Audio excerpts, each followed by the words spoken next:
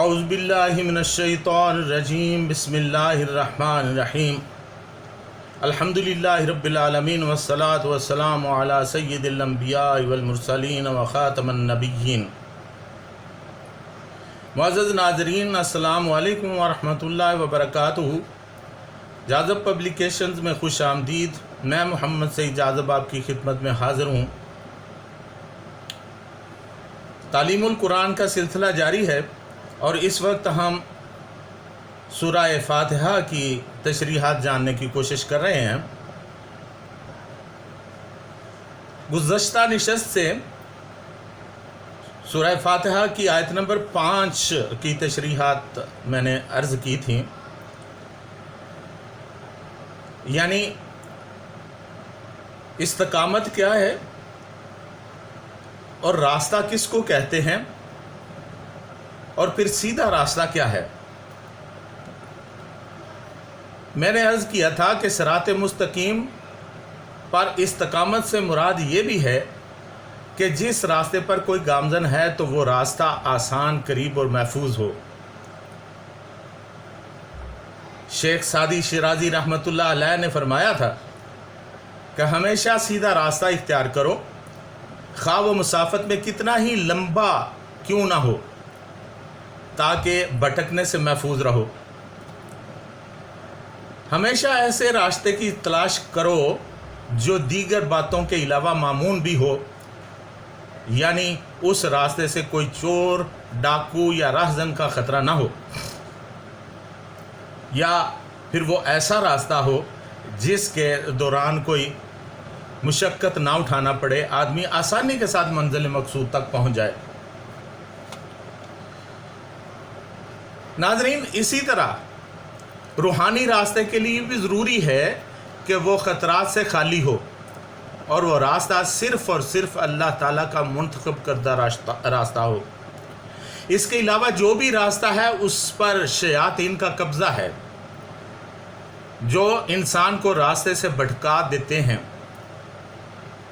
سیدھے راستہ سے مراد اسلام، دین اور توحید کا راستہ ہے۔ یہی وہ راستہ ہے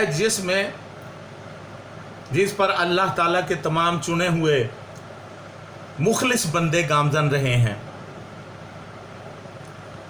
پارہ نمبر 14 سورہ الحجر آیت نمبر 40 اور 41 میں ارشاد باری تعالیٰ ہے، الا عبادک منہم المخلصین قال ھذا صراط علی مستقیم، سوائے تیرے ان بندوں کے جنہیں ان میں سے چن لیا گیا ہے، اللہ تعالیٰ نے فرمایا یہ سیدھا راستہ ہے جو میری طرف آتا ہے۔ اللہ تعالیٰ اور ابلیس کا یہ مکالمہ ہے جو میں نے آیات تلاوت کی ہیں۔ ابلیس اللہ تعالیٰ سے یہ کہہ رہا ہے کہ میں تیرے بندوں کو گمراہ کروں گا اور ان کو بہکا دوں گا، لیکن تیرے وہ مخلص بندے جن کو تو نے اپنی عبادت و اطاعت کے لیے چن لیا ہے اور شکوک و شبہات کی آلودگیوں سے پاک رکھا ہے، ان پر میرا بس نہیں چلتا۔ یعنی یہ وہ پاک لوگ ہیں جن کے سامنے شیطان بھی ہار ماننے پر مجبور ہے۔ یہی وہ راستہ ہے جو اللہ تعالیٰ کی رضا اور اس کے قریب کے مقام تک پہنچانے والا ہے۔ ناظرین، اہدنا الصراط المستقیم میں ایک قابل غور بات یہ بھی ہے کہ آدمی صرف اپنے لیے ہی صراط مستقیم نہیں مانگتا بلکہ سب کے لیے دعا کرتا ہے۔ اس لیے جب تک ایک جماعت صراط مستقیم پر نہ چل رہی ہو، اور اس راہ پر اکیلے چلنا بہت ہی مشکل ہے، اور یہ بھی کہ وہ دوسرے کے لیے دعا کرنا ایک صدقہ بھی ہے۔ یعنی ہم جب دوسروں کے لیے دعا کرتے ہیں تو اس کا بھی ہمیں ثواب ملتا ہے۔ ہمیں یہ بھی یاد رکھنا چاہیے کہ سیدھے راستے کا تعین آسان نہیں۔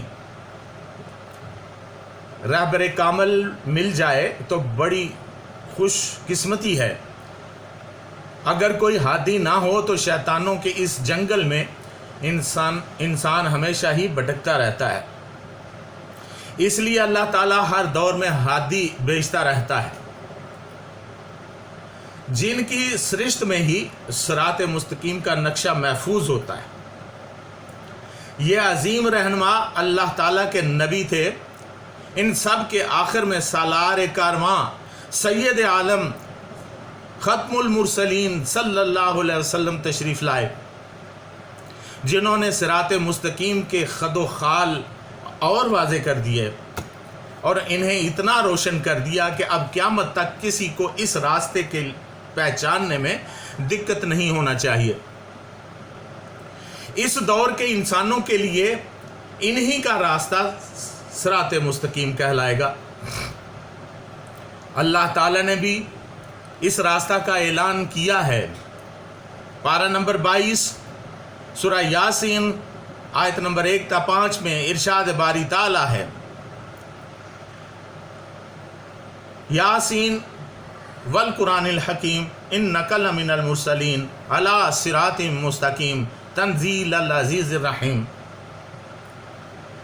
یاسین یہ حروف مقطعات ہیں، اس پر آئندہ نشستوں میں بات ہوگی انشاءاللہ العزیز۔ اللہ نے فرمایا قسم ہے مجھے قرآن حکیم کی، بے شک آپ رسولوں میں سے ہیں، مہر لگا دی، صراط مستقیم پر ہیں۔ قرآن عزیز جو عزیز الرحیم کی طرف سے نازل ہوا ہے، قرآن عظیم جو آقا دو عالم صلی اللہ علیہ وسلم پر نازل ہوا، صراط مستقیم کی طرف ہدایت کا ذریعہ ہے۔ پارہ نمبر 15 سورہ بنی اسرائیل آیت نمبر 9 میں ارشاد ہے، ان ھذا القرآن یہدی للتی ہی اقوم ویبشر المؤمنین الذین یعملون الصالحات ان لهم اجرا کبیرا۔ بلا شبہ یہ قرآن وہ راہ دکھاتا ہے جو سب راہوں سے سیدھی راہ ہے، اور خوشخبری بھی سناتا ہے ان ایمان والوں کو جو نیک عمل کرتے ہیں کہ بلا شبہ ان کے لیے بڑا اجر ہے۔ یعنی یہ کتاب ہدایت جو ہم نے نازل فرمائی ہے، یہ انسانی زندگی کے ہر شعبہ میں انہی اصول و قوانین کی تعلیم دیتی ہے، جو ہر لحاظ سے دیگر قواعد و ضوابط سے بہتر، زیادہ مفید اور نفع بخش ہیں۔ اس لیے بے جھجک انفرادی اور اجتماعی، سیاسی اور معاشی، تمدنی اور اخلاقی رہنمائی کے لیے اسی سے روشنی حاصل کرنی چاہیے۔ کسی کی وسوسہ اندازی سے تمہارا یقین مزمل نہیں ہونا چاہیے، اور جو لوگ قرآن کی اس دعوت کو صدق کے دل کے ساتھ قبول کرتے ہیں اور اس پر راست بازی سے عمل کرتے ہیں تو قرآن ان کو یہ مژدہ سناتا ہے، خوشخبری دیتا ہے کہ تمہارا کوئی عمل رائے گاں نہیں جائے گا، بلکہ تمہیں اس جد و جہد کا عظیم ثمر پھل دیا جائے گا۔ یہ ہے اہدنا الصراط المستقیم کے معنی اور اس کی تفہیم جو میں نے عرض کر دی ہے۔